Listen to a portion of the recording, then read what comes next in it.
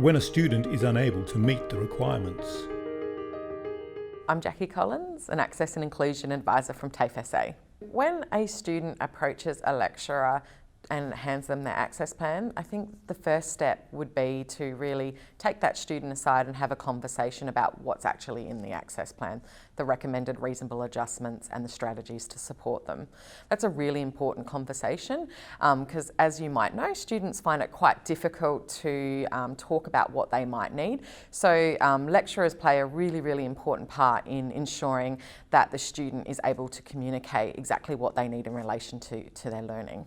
From that conversation, it's really important that you explore exactly what reasonable adjustment or strategy is required and you record that, and that can be recorded either in the student file or again back through the access plan, depending on how you'd like to go with that.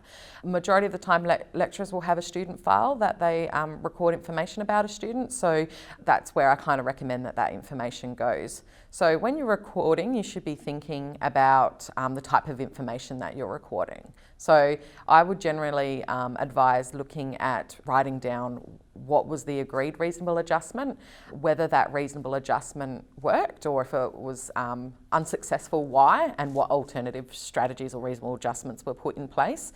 You can use this documentation then later down the track to influence or play a part in how you would move forward in the next particular unit or assessment. Documentation is really important for a few reasons, and for example, one of those reasons is that everyone is on the same page about what the student needs, and so you can use that to assist planning for the future for that particular student.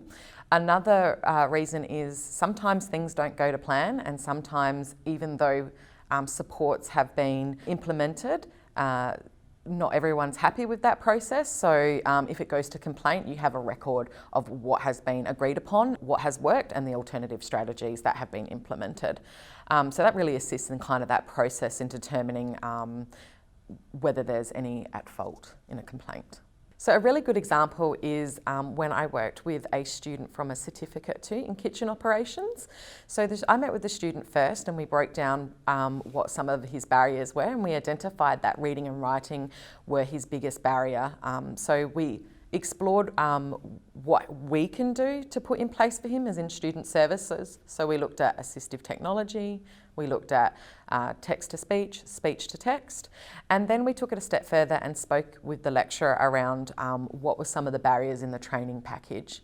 So the student, the lecturer and myself had a meeting, and we identified where possible and reasonable the student could undertake verbal assessments. So it was a really good combination of student services supports and also the lecturer supports through adjustments to the assessment. So from that, it was documented, and the student passed their Certificate 2 in kitchen operations and has now moved into the Certificate 3 in catering operations, and we're starting to have those conversations again.